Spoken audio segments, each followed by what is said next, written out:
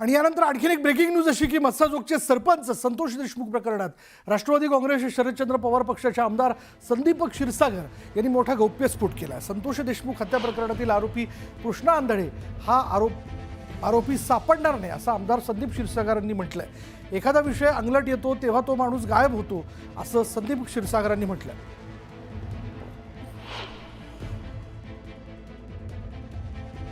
व्यक्तीला पोलिसांनी पकडायचं ठरवलं की तो 24 तासात सापडतो। काहीतरी घातपात त्याच्या जीवाशी झाला असं मला असं वाटतं।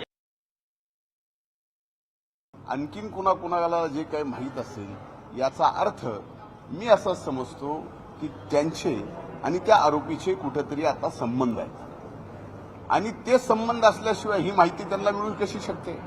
जी माहिती त्या कृष्णाला काय झाले काय नाही झाले याची पोलिसांना माहिती नाही, तुम्हाला माहित नाही, म्हणजे तुमचे एवढे मायक्रो कॅमेरे त्याला माहिती नाही, तर त्याला कशी माहिती असू शकते। याचा अर्थ त्यांचा कुठेतरी संबंध आहे आणि त्या संबंधातून अशा पद्धतीच्या बातम्या पेरायच्या। पुढे पाहूया, सरपंच संतोष देशमुख हत्या प्रकरणात वाल्मिक कराडचा पाय खोलात जात असतानाच दुसरीकडे मंत्री धनंजय मुंडेंच्या अडचणीतही वाढ होण्याची शक्यता आहे। धनंजय मुंडेंचा राजीनामा घ्यावा अशी मागणी जी ती सामाजिक कार्यकर्त्या अंजली दमानी यांनी अजित पवारांची भेट घेऊन केली। धनंजय मुंडे, राजश्री मुंडे आणि वाल्मिक कराड यांचे एकत्रित व्यावसायिक संबंध कसे आहेत, त्यांच्या कंपन्यांमधून आर्थिक नफा ते कसे मिळवत आहेत आणि कशा पद्धतीने ऑफिस ऑफ प्रॉफिटमध्ये ते बसतंय याची माहिती अंजली दमानिया यांनी कागदपत्रांसह सादर केली। त्यावरती मंत्री धनंजय मुंडेंनी प्रत्युत्तर दिलं। मध्ये धनंजय मुंडे आहेत, राजश्री मुंडे आहेत, वाल्मिक कराड आहेत। कंपनी काय करते तर महाजेनको जी महाराष्ट्र राज्याची कंपनी आहे त्या कंपनीमधनं राग घेऊन हे इतर कंपन्यांना विकतात, म्हणजे आर्थिक फायदा करून घेतात। तर ऑफिस ऑफ प्रॉफिट म्हणजे काय की 1 रुपयाचा देखील प्रॉफिट हा मंत्री किंवा आमदार गव्हर्नमेंट कॉन्ट्रॅक्ट्समधनं मिळवून घेऊ शकत नाही, कायद्याने करू शकत नाही। याला ऑफिस ऑफ प्रॉफिट म्हटलं जातं आणि सुप्रीम कोर्टाच्या अनेक ऑर्डर्स आहेत त्याच्यावर की त्यांनी मंत्री झाल्या मुख्यमंत्र्यांकडे सगळे डिटेल्स द्यायचे असतात। म्हणून मी हे सगळे डिटेल्स काढले, त्यांचं ॲफिडेव्हिट काढलं। सगळीकडे व्यंकटेश्वरा, आता त्यांच्या ॲफिडेव्हिटमध्ये व्यंकटेश्वरा आहे, मुख्यमंत्र्यांना त्यांनी दिली की नाही मला माहीत नाही, पण ॲफिडेव्हिटमध्ये आहे याचा अर्थ तुम्ही ॲक्सेप्ट करता की तुमची कंपनी आहे। त्याच्यात तुम्ही शेअर्स किती आहेत हे देखील दाखवलं, 21,000च्या आसपास त्यांचे शेअर्स आहेत, त्यांच्या पत्नीचे शेअर्स आहेत, हे त्यांनी ॲफिडेव्हिटमध्ये देखील दाखवलेत। मग ही कंपनी महाजेनकोकडनं आर्थिक नफा कसा मिळवू शकते की तुम्ही ज्या राखेच्या संदर्भात 2006चा सुप्रीम कोर्टाचा GR जर पाहिला, थर्मल पॉवर स्टेशनची राख म्हणजे प्रत्येक थर्मल पॉवर स्टेशननी केलेला तो कचरा आहे आणि तो कचरा थर्मल पॉवर स्टेशननी स्वतः पैसे खर्च करून उचलला गेलाच पाहिजे, हा सुप्रीम कोर्टाचा निर्णय आहे।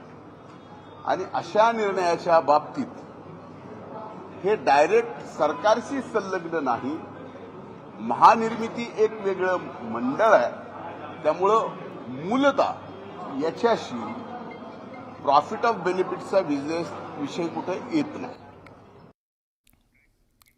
संतोष देशमुखांचं कुटुंब जरांगेंच्या भेटीला गेल्याचं कळतंय। अंतरवाली सराटीत जाऊन त्यांनी मनोज जरांगेंची भेट घेतली आहे। मराठा आरक्षणासाठी मनोज जरांगेंचं आमरण उपोषण सुरू असून त्यांच्या उपोषणाचा आजचा 4था दिवस आहे।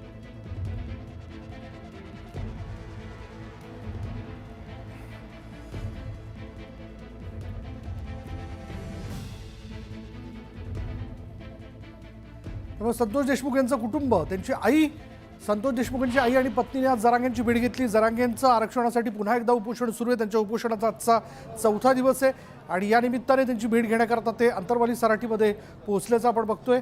यावेळी जर आपण पाहिलं तर संतोष देशमुख यांची मुलगी, त्यांचा मुलगा, त्यांची पत्नी हे मनोज जरांगे पाटील यांच्या शेजारी बसलेले आहेत, त्यांच्याशी संवाद साधतायत ते।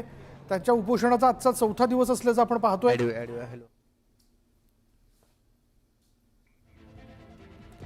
त्यामुळे संतोष देशमुखांच्या कुटुंबानं अंतरवाली सराटीत जाऊन मनोज जरांगे पाटील यांची भेट घेतल्याचं आपण बघतोय।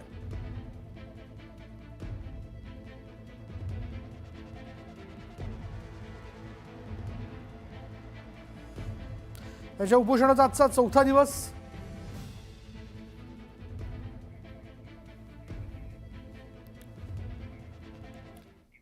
आता एक महत्त्वाची ब्रेकिंग न्यूज अशी आहे की राज्य मंत्रिमंडळाच्या बैठकीत काही महत्त्वाचे निर्णय घेण्यात आलेत. अटल सेतूसाठीचा टोल कायम राहणार असून अटल सेतूसाठी आणखी 1 वर्ष 250 रुपये म्हणजे 250 रुपये हा टोल जो आहे तो कायम ठेवण्यात येणार आहे. आणि हा टोल जो आहे तो 1 वर्षासाठी असेल.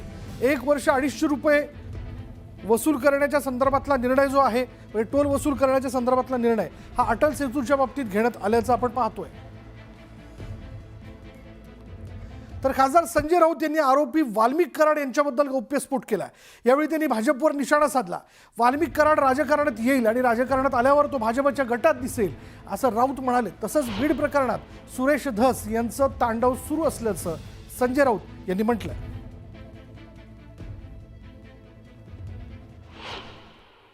सामाजिक कार्यकर्त्या अंजली दमानिया यांच्या आधी तिथं आंदोलन सुरूच होतं. लोक रस्त्यावर आलेच होते.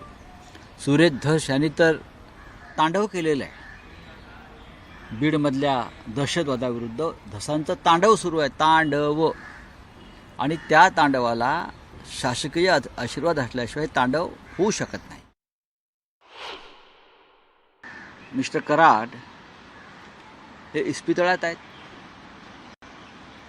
त्यांचं कुठे काय दुखतंय मला माहीत नाही, पण ते इस्पितळात आहे. त्यांच्यासाठी इस्पितळाचा एक मजला रिकामा केलेला आहे. इतर अनेक सोयी सवलती त्यांना मिळत आहेत. एका मुख्यमंत्र्यांना दिसत नाही का? अजित पवारांना दिसत नाही का? आणि हे सगळं धनंजय मुंडे यांच्या मार्गदर्शनाखाली सुरू आहे असं सुरेश धस सांगतायत, जे भाजपचे आमदार आहेत. आणि अंजली दमानिया यांचाही भाजपचाच संबंध आहे किंवा संघ परिवाराशी असेल फार तर. त्याच्यामुळे काय होईल आज फैसला यात पडू नका. काहीच फैसला होणार नाही. काही दिवसांनी वाल्मिक कराड हे राजकारणात येतील आणि ते भाजपच्याच गटामध्ये बसलेले असतील. रायगडच्या पालकमंत्री पदावरून सुरू असलेल्या वादावर भाजप नेते प्रवीण दरेकर यांनी प्रतिक्रिया दिली आहे. दरेकर यांनी शिवसेना आणि राष्ट्रवादी काँग्रेसला कानपिचका दिल्यात. पालकमंत्री पदासाठी रस्त्यावर विवाद होणं हे महायुतीला शोभत नाही असं दरेकर म्हणाले. पालकमंत्री पदासाठी आम्ही भांडत राहिलो तर जनतेला ते आवडणार नाही. महायुतीच्या चौकटीत हा प्रश्न सोडवता येईल, त्याच्यासाठी रस्त्यावर उतरणं योग्य नाही असं दरेकर म्हणाले.